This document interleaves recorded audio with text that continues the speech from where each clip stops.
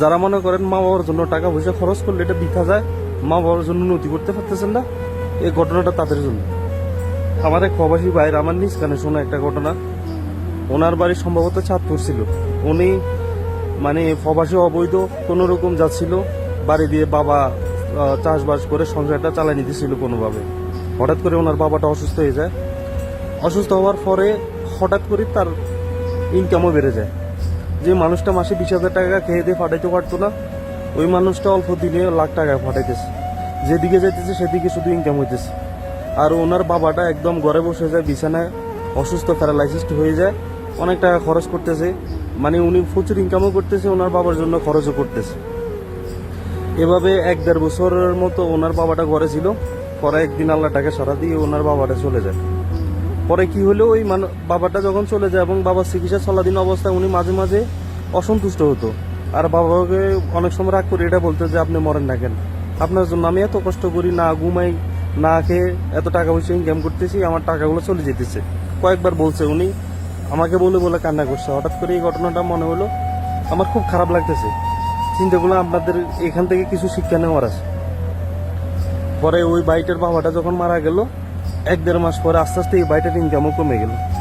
এবং কি এক পর্যায়ে 2-2.5 মাস পরে উনি স্যাক হয়েছিল। উনি যে বাসাতে থাকতো, স্যাকের পরে উনি ধরা খেয়ে চলে গেছে। উনি ওমান আসার আগে এটা সম্ভবত কুয়েতে ছিল। ওই ঘটনাটা আমাকে বলছে। তো আমিও তখন আরেকটা ঘুমাইতে কাজ করতাম। উনি আমাদের কাছে আসতো, পানি টানি খাইতো, বসতো, জিরাইতো, রেস্ট নিত। তখন এই ঘটনাটা বলছিল। চাঁদপুরের ভাই, ওআইজি কোম্পানিতে কাজ করতো। পরে ওনার বাবাটা মারা গেল, ওনার চাকরি বাকরি চলে গেল। 1 মাস কতদিন নাকি জেল কেটে দেশে চলে গেল। পরে উনি বলতেছে যে ভাই, আমাকে জিজ্ঞেস করতেছে আপনার আব্বা আম্মা আছে? আমি বলে হ্যাঁ আলহামদুলিল্লাহ আছে, অসুস্থ। তখন উনি আমার হাত ধরে বলতেছিল, জীবনে কখনো মা বাবার জন্য টাকা খরচ করতে কি প্রণতা করবেন না। আমার সাথে এই ঘটনাটা ঘটছে।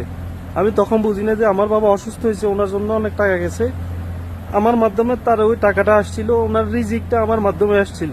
অনেক সময় আমি রাগারাগি করে আব্বুকে এটা বলতাম যে আপনার কারণে আমার অনেক টাকা চলে যেতেছে। উনি বলতেছে ভাই বিশ্বাস করেন, এই মুহূর্তে মানে আমার কাছে অনেক টাকা পয়সা আছে, মা অনেক আগে ছোটবেলা চলে গেছে।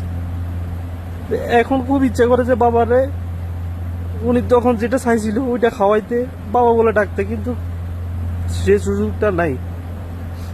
উনি বলতেছে যে আমার মাঝে মাঝে ইচ্ছা হয় যে আমি প্রত্যেকটা ছেলেকে ফায়া ধরে বলি যে মা বাবার জন্য খরচ করো, ওনাদের দোয়ায় তুমি একদিন অনেক বড় হইবা। তো আলহামদুলিল্লাহ আমার আব্বা আম্মা আছে, আল্লাহ আমাকে তৌফিক দিয়েছে তাদের জন্য খরচ করার।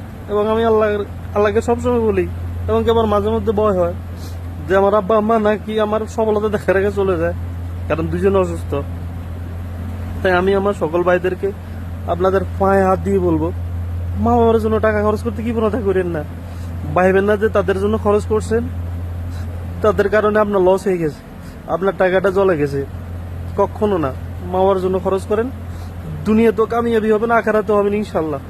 আর আল্লাহ যাতে প্রত্যেকটা মা বাবাকে তাদের সন্তানের সফলতা দেখে যাওয়ার এতটুকু হায়াত কমসে কম দেয়।